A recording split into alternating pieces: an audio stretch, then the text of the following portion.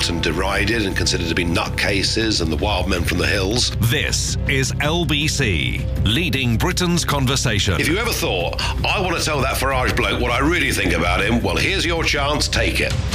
This is Phone Farage. UKIP leader Nigel Farage takes your calls with Nick Ferrari at breakfast. Call 0345 6060 973. Tweet at LBC. Text 84850. This is Phone Farage with Nick Ferrari at breakfast. Only on LBC. It's 9 o'clock on Friday the 12th of September, and that means it's time for your very first official edition of Phone Farage with me, Nigel Farage, here on LBC. I'll be taking your questions for the next half an hour or so, and if you want to get involved, here is how to do it. Call me on 0345 6060 973 or email to nigel@lbc.co.uk. Don't forget, you can also watch Phone Farage on our website, lbc.co.uk. So, straight to the first call. And it's Chris in Holborn. Good morning, Chris. Morning, Nigel. What would you like to say? Oh, well, sorry, I was just questioning where I was on there. Right, Oh, you are, mate, yeah. Yeah, all right, brilliant. Well, first of all, welcome to the real world. Welcome to, I think, London's vision of a new all-inclusive democracy. I believe LBC plays a big part in bringing... It's the nations now. It's Nick Ferrari here. It's the nations now. So your question to the leader of UKIP, and great to have you on board, Chris, and well done for posting the first ever question. Let's get straight to it, Chris. Thank you very much. Right, OK. Well, Nigel, look, big plans ahead with the potential, and I hope so, Scotland be brave, independence of Scotland. Where do you see England in 10 years' time, economically, socially, healthcare? Let's talk about all the big things, all the things you're hoping for, all the things you stand for, and all the things you want to change. Well, and the only problem, Chris, is LBC have only given me half an hour, but let's have a crack. Right, first things first, Scotland the brave and the independence referendum. Mr. Salmon says it's an independence referendum, and the grey men from Westminster who make up the Better Together campaign also call it an independence referendum. It is no such thing. This referendum is about Scotland separating itself away from England and signing up to becoming part of the new emerging European state. And it's a treaty that Mr. Salmon will be forced to sign that will commit Scotland to being part of the Schengen area, so complete uncontrolled immigration into its borders. But crucially, it's a treaty that Mr. Salmon will sign up to, committing Scotland to joining the euro. Now, we could debate, Chris, whether being in the EU is good for Scotland or bad for Scotland. I have my view.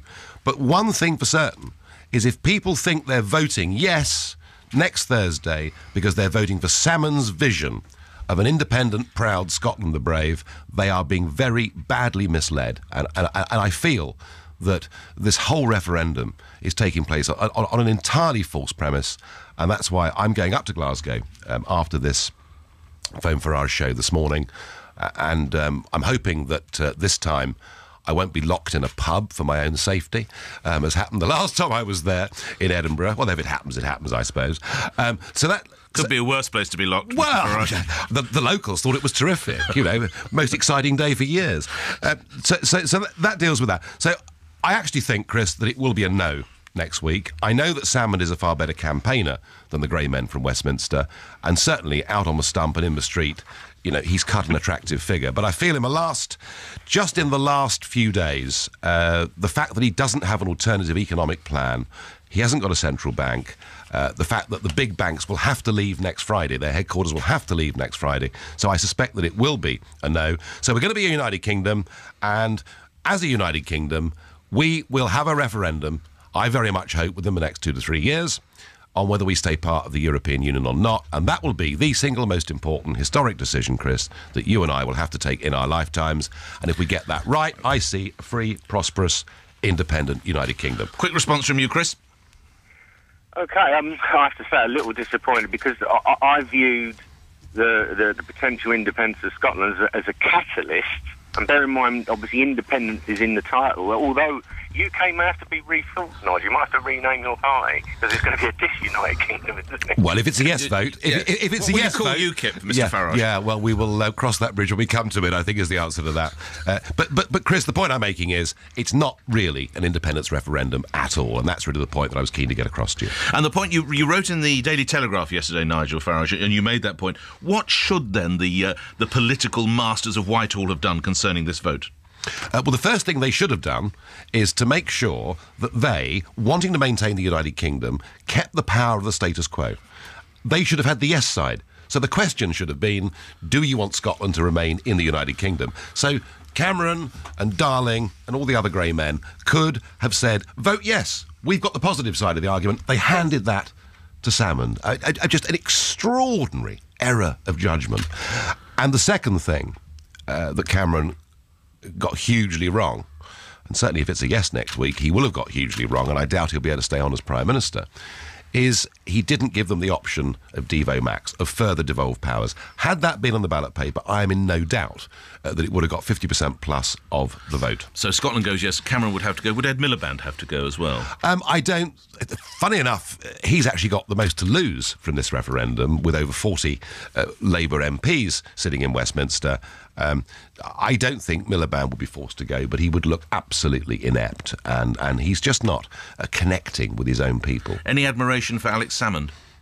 Oh, listen, in terms of, going out and street campaigning and meeting people and putting across, until yesterday when he started to get angry, but putting across this optimistic message. He's a tremendous campaigner. He's head and shoulders above everybody else in Scotland and has been for a long time.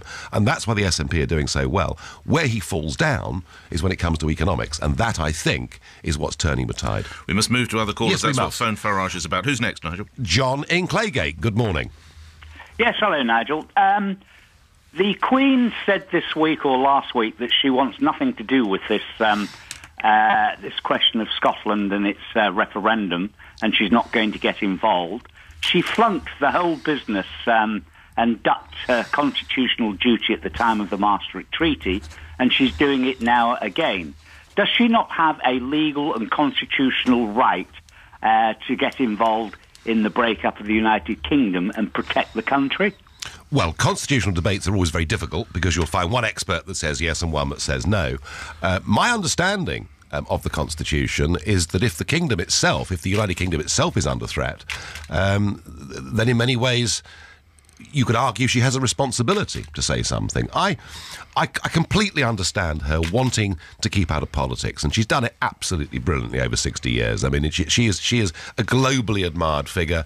I doubt the royal family has ever been more popular over centuries than it currently is. But there are times when, if the United Kingdom, over which she is the monarch, is threatened itself, when it might be right to say something. That doesn't mean that she has to. But if we got to, let's say we got to this Sunday, and let's say it was still 50-50 in the polls, I personally think she should say something, yes. Oh, you do? I do. I think if the very future of the United Kingdom itself is threatened, she should say something, and there is a precedent for this. She did it in 1977. She did it in Westminster Hall when she spoke her Silver Jubilee speech, and when the first calls for separation, or the first modern calls for separation, were being heard, and she said very clearly that I am the Queen of the entire United Kingdom. So she said it before, and it might be handy if she said it again. John, thank you. We move on. Okay. Mr. Farage. Yes, the next caller is Max in Rochdale. Hi, Nigel. Max, good morning. Firstly, I'd just like to say thank you for re-engaging this cynical teenager in politics. Well, that's a good start, yeah. How old are you, may I ask, Max? You don't have to answer. 19. Thank you, sir. On you go. If we left the EU, would UKIP commit to supporting gay marriage? Yeah, look, this whole question of gay marriage, what I've said about it is, firstly, it wasn't in the manifesto. Secondly, it was an argument and a fight that wasn't, I don't think, particularly needed. Even Stonewall weren't campaigning for gay marriage. And thirdly, my big concern is I do think when we talk about minority groups and their rights, we have to respect all minority groups and their rights. And my big fear is all the while we're under the European Court of Human Rights, we face a very real risk that as registry offices conduct gay marriages, but churches, and don't forget we have an established church in England, don't, that I think there is a clear argument in Strasbourg that there is state discrimination. And I think if the churches and the faith communities were forced to conduct gay marriages against their will, that would be wrong. So that has been my huge concern, Max, over this. Once we're free of the European Union, and we're free of the European Court of Human Rights, and we have our own laws and our own Supreme Court, that worry would disappear. Let's get a response. Max, do you want to have a quick comeback with Mr Farage? That pretty much okay, answers well done. Very good. Nigel, you're batting him out of the park at the moment. Right. We move on. Well, yeah, it mustn't get complacent. No, indeed. No. Well, OK, Tanya in Harlow, good morning. You're the next caller. Hello, Mr Farage and Hello. Nikki. Hello. Hello, Miss. Hello. On Sorry, your I'm a bit tired. Just done a 13-hour night shift. Right, you are... I'm a nurse on nurse. a ward. OK, yep. Bless what you do. Right, what I'd like to ask you, Mr Farage, is in light of all the terrorist atrocities that are going on in this world and all the preach-hating on our streets in England, are you going to tighten our borders and are you going to impose new laws on these people that keep preaching hate on our streets? Because the British citizens of this country are fed up with it. OK, first things first, borders. We don't have any borders anymore. They've gone. They've been surrendered. We're members of this wonderful European club, and that means that the British passport, and if you look at your British passport, the first thing it says now is European Union.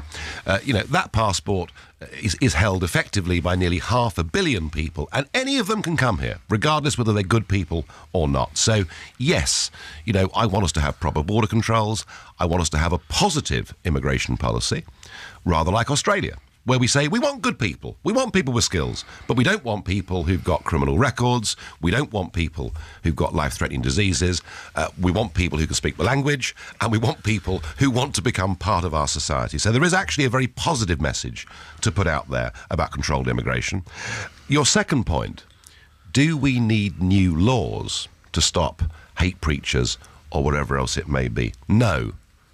We don't need any more laws. We've got loads of laws. The police have got plenty of powers, as have the courts. What we need is for our institutions in this country, and I'm including the police force in this, to be somewhat more robust in making sure that everybody is treated equally.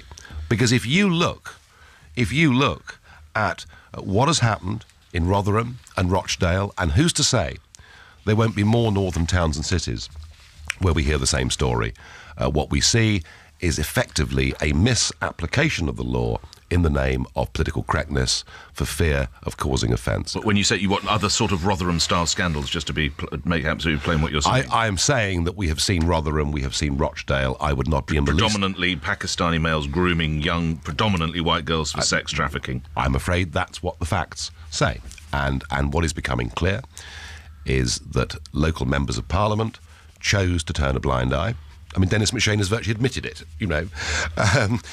Well, he did. He said he was too liberal. With reflection, yes, he was too liberal and too socialist. Yes, he did. He said that, but there are other names appearing in today's newspapers of MPs in that area who are beginning to admit they had complaints, they did nothing, and you've seen some of these youngsters and their parents who went directly to social services, went directly to the police, and nothing was done. But it gets back... Why is that immigration, Mr Farage? Well, what it's about is uncontrolled immigration, leading to a very large number of newcomers coming into a country at a pace and at a speed where it is very difficult to assimilate and integrate within the community, allied to, of course, what we've had for 4 decades, which is state-sponsored multiculturalism. Now, that word, people get very confused over. I'm not opposed to multiculturalism in the sense I'm not opposed to people being here from all over the world and brightening the place up and making the food better and all of those things. What I'm opposed to is a state that seeks to maintain those divisions rather than a state that tries to bring us all together as one, with a common feeling of who we are and where we're going. But in some instances, those perpetrators were British-born, of course. Although of Pakistani origin, they are British-born. Absolutely. And just as some of the ISIL fighters that are over in Iraq and Syria at the moment, are British-born and holding British passports. So, there are some very real problems in these communities. I have to say, I thought it was a very bold and a brave and a good thing that Amjad Bashir, who's a Pakistan-born Muslim, who's now a UKIP MEP, spoke out about this and said, look, we in the Pakistani community have to admit there's a problem, and the only way you can deal with the problem is first to admit that it exists. So back to the question. Yep. We don't need more laws, but we do need to enforce equally across everybody in this country the laws that we have. Tanya, response from you? Well, I can say that. I mean, I work on a multicultural ward with all different nurses from different backgrounds, and they are all very worried about our country. Our country is a Christian country, and if people want to live here, they abide by our rules and our laws. We wouldn't go to another country and do the things that people get away with in this country. It is wrong. We pay for these people that preach hate on our streets, and we pay for them to stay in these houses. And this Omar Chowdhury, who, defends these killers of Lee Wrigley, it is disgusting, absolutely disgusting. Well, just for I think you mean Anjem Chowdhury, and he says he doesn't necessarily defend them, he has sympathy with their cause, just to get that right. Final response on this from you, Nigel Farage? I think, actually, that what Tanya is saying, and it's very heartfelt, is a view that had she expressed on LBC 5 or 7 years ago, the fader may have been brought into play, and it would have been decided that Tanya was a little bit too rich for the blood of LBC listeners, and I would suggest that what Tanya is now saying is absolutely at the centre ground of how most people in this country are feeling. Before we move on to another call, you say you welcome people to this country as long as they don't have life-threatening illnesses, to quote some of your words back. How would you determine whether they did or they didn't, Mr. Farage? Well, Nick, if you chose to emigrate to Australia, well, actually, they wouldn't have you. Too old now. Thank you. But I thought you were going to try and get on well. Old and ugly, you could have said. No, I'm too old as well, don't worry. But, no, if you want to go into Australia, you're given an AIDS test, you're given a TB test. I mean, this isn't difficult. And that should be everybody, regardless of whether you're in Europe, European, whether you're... Well, I actually want us to have an immigration policy that is non-discriminatory, because at the moment we discriminate in favour of people from Poland or Romania or Bulgaria, regardless who they are, and we discriminate against people from New Zealand, the supposed Commonwealth, or from India, or Canada, or whatever else it may be. We've got I think our priorities completely wrong here, and we should not be discriminating on grounds of nationality. Absolutely, and that to me would make sense. Move on, shall we? Yes, John in Bournemouth. Good morning. Good morning, Mr. Farage. I was wondering, you like creating sort of political firsts, I gather. I wonder if you'd like to do something quite sensible when you bring out this manifesto, which I hope is a lot more succinct. I wondered if you would consider seriously, because I don't think you will be forming the next government on your own, is indicate in that manifesto what policies that you would be willing that you wouldn't drop if you went in coalition. And would that mean that you'd have to have a different list if it was Labour to if it was Conservative? I think you could create a wonderful first that way, and then if we know there's a hung parliament and you're in negotiations, we'll actually know what you're negotiating for, which is quite different to what we know when Cameron tries to renegotiate Europe.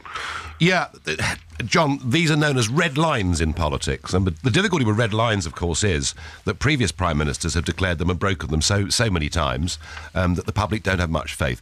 I will commit at this stage to one thing, and that is that if UKIP finds itself in a position next May where it holds the balance of power or it has serious influence in Westminster, the one absolute that under no circumstances will we surrender for anything is we want this country to have a full, free and fair referendum campaign. And I say that because I've seen the way EU referendums have been conducted in Ireland and Malta and elsewhere, with a wall of money on one side against the other, with the media, frankly, not giving both sides the same argument. So that, John, is the absolute red line. As to what else it would be, well, there are other issues. There are priorities like HS2, which I think we'd find impossible to support under any circumstances. But I think the answer, John, really is we may have a fuller shopping list come next May. OK. And when would you want that referendum, before we move on, Nigel Farage? Well, I don't think we should waste, another couple of years entering into a renegotiation that is not on offer. It's perfectly obvious. If you listen to everybody, Mr. Juncker, the new boss of the European Commission, they'll give a few little cosmetic concessions. But on the things that Britain wants, they're not up for negotiation. One is the supremacy of law. Britons do feel that our Parliament and our Supreme Court should be in charge. That's not up for negotiation. The other is the completely free movement of people across borders, and again, that's not up for debate. So I wouldn't waste too long. I would get on with it after the next general election. Let me bring in an email. We're getting a number of those as well, if I may. This is from D. What are your views on what's called the bedroom tax, Nigel Farage? I think it was very badly brought in. I think it's led to a strong feeling that actually life's becoming pretty unfair and the state's rather beastly and rather bullying. And yes, of course, Ian Duncan-Smith is right. We do need to get the welfare budget down, but I don't think this was the right thing to do, and UKIP didn't support it and doesn't support it. Lewis Stowell in Cumbria. Since your party emerged victorious in the European elections, what have you actually done within the EU? Asks Mr. Stowell. We've made our presence felt, I can absolutely assure you. In fact, a German MEP said to me in the coffee bar, the members' coffee bar in Strasbourg in July, he said, "You're turning this place into the House of Commons." I said, "I know, it's good, isn't it?" So we're intervening, we're speaking, we're raising points of order, we're getting on dealing with constituents' queries and questions, and I was in Brussels this week with the team, and we're very united in terms of what we want to do, but I'm not going to delude you that somehow, because we have 24 UKIP MEPs, that we're going to make the whole European ship change direction. We're not. Not yet. I interrupt just briefly to tell you news from Pretoria. We have a verdict now in the Oscar Pistorius trial. He has been found guilty of culpable homicide just within the last minute breaking. We'll have full reaction on that in just about 10 minutes' time. Breaking news here on LBC. Oscar Pistorius verdict, guilty of culpable homicide. We wait on, of course, verdicts on other charges and indeed sentencing. Back to phone Farage. Where do we go, Nigel? OK, we go to Tracy in Dagenham. Good morning, Nigel. Good morning.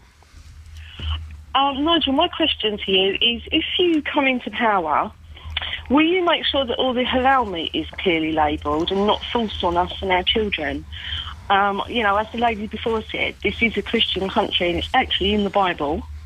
Personally, I prefer a whole ban on halal meat, but if it isn't going to happen, can it at least be stunned, Yeah, I know this is a very, very contentious issue. Halal meat, you've also got Jewish production of meat, and there are an awful lot of arguments that rage back and forth. The one thing I would say, Tracy, is that the biggest decline in animal welfare in terms of slaughter is the fact that we've closed over 300 of our slaughterhouses in this country.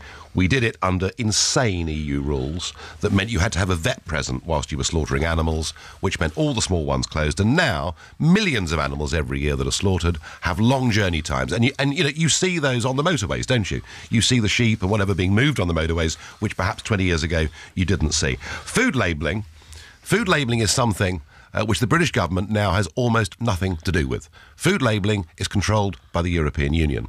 And you'll see, perhaps a packet of meat in a supermarket with a tractor on it, a British tractor on it, farm assured. Doesn't mean a damn thing.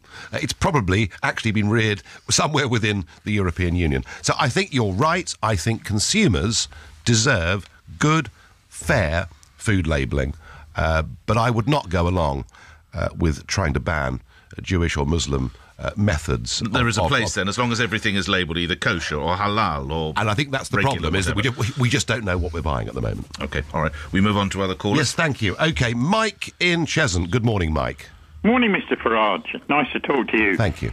If after the general election you can form a coalition government with either the Conservatives or Labour, will you cancel the £50 billion HS2 project? Did you say 50 or 60?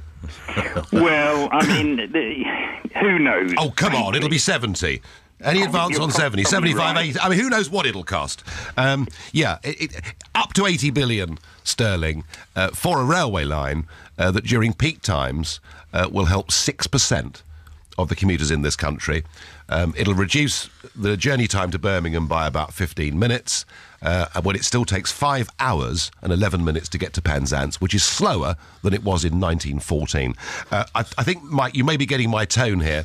I think this is the most astonishing white elephant. I am totally and utterly and wholly opposed to HS2. That does not mean... George Osborne would say it opens up the north, Mr Farage. Well, very interesting. This happened in France. So Marseille to Paris was 6 hours, OK? So they built the TGV and remember, France is a bigger country anyway, but they built the TGV, and Marseille to Paris is now 3 hours. Do you know what it's meant? It's meant lots of companies in Marseille relocating their headquarters to Paris, and a lot more business flowing in the opposite direction. And if you bring Manchester that much closer to London, I suspect it's London that benefits and not Manchester. I don't buy any of the arguments, but, Mike, let me say, I do think there's a strong argument in upgrading some of our railway lines like the one to Penzance, and I think the fact that coming into Paddington and Waterloo every day, and I've no doubt there'll be more calls saying my station's pretty rotten too, but those two are over capacity. Frankly, people are coming in to work in this city in what are third world conditions, and I think it's absolutely appalling we can spend a fraction of the HS2 money to benefit the lives of absolutely millions. Did you hear what you want? Refreshing to hear a politician who lives in the real world. Thank you very much. That's very sweet of you. Thank you. Let me do a couple of emails, Mr. Farage. John, many of your listeners will be driving Goodwood for the classic car races. Can you give a thank you to Nigel Farage and UKIP and the Daily Mail in the campaign to stop the EU plans to ban classic cars from the roads? And could I please get an update from Nigel, asks John. What? Sorry, you're going to have to fill me in briefly, Nigel. Yeah, they wanted to ban our classic cars. It's all to do with emissions. Of course. Yeah. They want to ban classic cars. They also have launched effectively a war on the motorcyclist. The EU doesn't like motorcycles because motorcycles are dangerous. I think motorcyclists are bright enough, actually, to have worked out that if they have an accident, they're in a fairly vulnerable position. So, yeah, for the moment, this legislation that would effectively ban cars more than 50 years old from being allowed to be driven at all has stalled, but don't think it's gone away. There is nothing that Brussels does not want to control, and if it's something that human beings enjoy doing, then that gives them an even bigger incentive to try and stop it and ban it. So you've got the handbrake on at the moment. We're not fully disengaged. That's right. All right. One last email before we come back to calls. This is Dave in Northumberland. I read that you recently had lunch in New York with Rupert Murdoch. What did you talk about? What did you eat? And did you have wine or beer? Dave, I, of course, I'm going to tell you everything that Rupert Murdoch and I discussed in New York. I didn't have lunch with him, actually. In fact, I was actually appearing on Fox News to talk about Putin and the Ukraine and this, I think, just astonishingly stupid idea that British and American troops will be engaging in military exercises in the Ukraine next year. I was making the point, whether Putin's a gangster or not, why poke the Russian bear with a stick? And I finished the interview, and I sort of got up to say goodbye, and the interviewer said, I've just had a message, the boss wants to see you. And I think I knew what he meant. So I went up to floor 27, and I sat down and had a cup of tea and talked to Rupert Murdoch. We didn't have lunch. Had the choice been beer or wine. It's a hell of a difficult one, that, Dave, to answer. I suspect, given that I'm not particularly a fan of Budweiser and things like that, I'd have actually gone for the wine. OK. And are you going to say what you talked about? I can't remember. We move on to other calls. Where are we going? OK, we're going to Ben in Haringey. Good morning. Morning, Nigel. The government are gradually privatising the National Health Service. I want to know whether you would continue that process if you had the balance of power. Ben, thank you. Very, very important and good question. The government aren't just privatising the National Health Service. The Labour government, followed up with the coalition, are privatising, or should I say outsourcing, virtually everything. Even including the collection of our BBC licence fee. We've outsourced things that previously we thought government departments themselves did. In the process, of course, we have made a lot of rich entrepreneurs even richer. I'm struck that we haven't got better value, we haven't got better bang for our buck, we haven't got better delivery. And whilst I do believe that the free market is generally a good thing in society for bringing competition and the right prices, I actually think the bits of our life that government departments, control, actually should be controlled and run properly by government departments and not outsourced. So I am against outsourcing. I think we need a massive rethink about the way we've outsourced the National Health Service and much of what the state used to be competent to do in this country. We have a final minute. If you can get one more question, right? Do we think? OK, the last one. Ahmed in New Malden. Good morning. Good morning, gentlemen. Mr. Farage, thank you for the opportunity to be able to speak to you. Very quickly, a couple of points I agree with you, especially open door policy within EU borders. I'm totally against that as well. Your views on Middle East and especially Ukraine. fine. But I have Mr. to move you Farage, to the question if I can. Yeah, Thank you, sir. question is that other than EU open border policy, which you are against, and I'm also against that, what else you can offer which Labour or Conservative Party cannot offer? Fine. I haven't got long. Number one, to provide every child in this country the opportunity of selective education, to try and narrow that gap. The 7% that go to private schools are now moving away from the rest of society. The division between rich and poor, the class divide gets bigger. Number two, a sensible energy policy, which means no more of those disgusting wind turbines, which don't work, which cost an absolute fortune and put about 10 to 12% on every consumer's bill in this country, just so that landowners can get a massive cheque for doing nothing. And number three, we will in Doncaster in 2 weeks' time be talking about our tax and spend ideas. And the real idea there is to get the low paid out of tax, to give people real incentives to get off benefits. I think one of the biggest sadnesses in the last 10 years is that whilst London gets richer and richer, and whilst the top 7% have more and more opportunities, living standards for millions of British families have gone down, and government can help to reverse that. Now, as we close, Nigel, we add your estimable name to the LBC team sheet. One of the other senior politicians who comes in, Nick Clegg, had this to say about your arrival. Catch up, Charlie, as he's known otherwise. I look forward to hearing him. But I don't know why he's not putting a proper shift in and doing it every week. But maybe you can ask him. Perhaps he's in Europe. Yes. Is that your question? That's right. Maybe he's enjoying the lavish expenses that he does as an MEP in Europe. Catch up, Charlie. Do you have a response? No, I'm not going to lower myself to get involved with that. No, actually, Nick, you were right. I am an MEP. I lead a group in the European Parliament. I'm leader of UKIP in this country. We've got 2 by-elections we're currently contesting, including, of course, the one in Clacton. I'm off to Scotland in a minute. I'm pretty busy, and I reckon once a fortnight. I think we got it about right. I think you have, and indeed next time, in a fortnight, we're coming live from your conference at Doncaster. Absolutely. That'll be where Phone look Farage. Forward to it. Thank you for that, Nigel Farage, appearing here on Phone Farage. Coming up on LBC, we'll have full reaction to what you've heard from Nigel Farage and all the details you need about that Oscar Pistorius sentencing. News on LBC is next. In the last few minutes, Oscar Pistorius has been found guilty of the culpable homicide of his girlfriend, Reva Steenkamp. It's similar to the English charge